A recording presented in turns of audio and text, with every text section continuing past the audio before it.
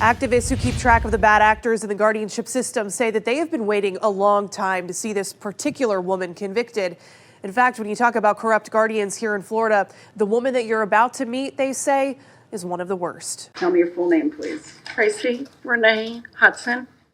Traci Hudson was once the president of the Guardianship Association of Pinellas County.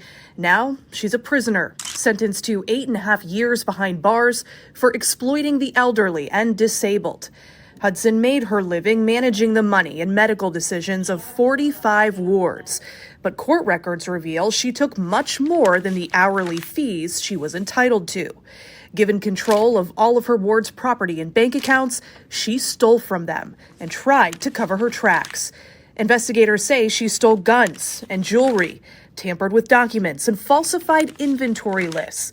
Investigators say Hudson stole more than $500,000 from one 92-year-old man's life savings, money that she spent on shopping sprees at Saks and Dillard's, travel, jewelry, even Tampa Bay Buccaneers tickets. The defendant was not entitled to that money. Prosecutors charged Hudson with 19 felonies, then struck a plea deal for 8.5 years in prison plus 20 years probation. Repaying the nearly $600,000 in restitution she now owes will likely take the rest of her life.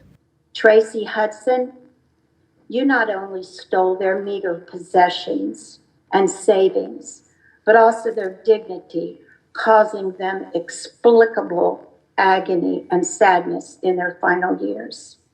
Some of Hudson's victims addressed the court over Zoom. Others spoke to reporters outside. And I will tell you, less than 30 years is really not justice. 8.5 years is not enough. What she's done to so many families. Hudson declined the opportunity to speak during her sentencing. She was silent and expressionless as she was fingerprinted and taken away. Is she sorry?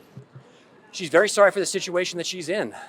The I-Team pressed defense attorney Richard McKighton to explain why his client stole from the people she was paid to protect. Why did she do what she did? What specifically are you asking for? Stole more than $500,000. Look, she made poor choices. I think we'd all agree on that. If you're looking for some magical reason as to why some of these things happen, I can't tell you that. What I can tell you is this. Some of these allegations relate to the guardianship process as a whole. And I think you probably know this as well because you've looked at it a whole lot. That is not a perfect scenario. That is not a perfect system, if you will. There's very little oversight. Guardianship reform advocates tell me they don't get many wins when it comes to fighting for accountability, but they do think Traci Hudson's sentence is one of them. She is one of the worst, and the fact that she will be in prison is phenomenal. Hillary Hogue served on Florida's Guardianship Improvement Task Force. She says it's rare to see a crooked guardian go to prison and hopes this case sends a message. Advocates/activists, we're looking at your cases. We're looking at what you're doing, and we're making complaints, and you will not get away with exploiting the elderly and the disabled community of our state any longer. This all started with a tip to DCF. Then the Pinellas Clerk of Courts did a full audit of Hudson's guardianship practice. They then put together this 77-page report detailing the depths of her corruption, including how she hired her own daughter and paid her thousands of dollars to care for a ward's cat. She also charged one elderly man $1,600 a day to act as his power of attorney. You can read this full report on our website right now, CBS12.com.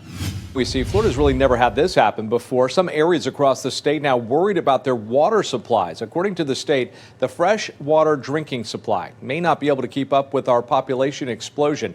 Even Zephyr Hills, that's the town known across the country for its bottled spring water, it's concerned so much that the town council has to stop future homes from being built. CBS 12's Amber Robb is joining us live in West Palm Beach tonight to tell us if we should be worried here in our county. Amber?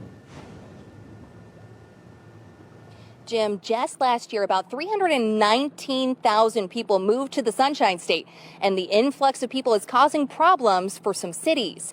But according to South Florida Water Management District, there's no need to worry about our water supply because there's a plan in place. Protecting Florida's water supply, that's the goal of the South Florida Water Management District. Tom Colios works in water supply planning, and he says his department has a plan that looks years ahead. Regional Water Supply Plan has a 20-year outlook into the future. That plan takes population, agricultural, and industrial growth into account, along with looking at power generation demands. Development of alternative water supplies is important to reduce the stress on existing traditional water sources. The district says it also has alternative water supplies available, like aquifers and recycling water.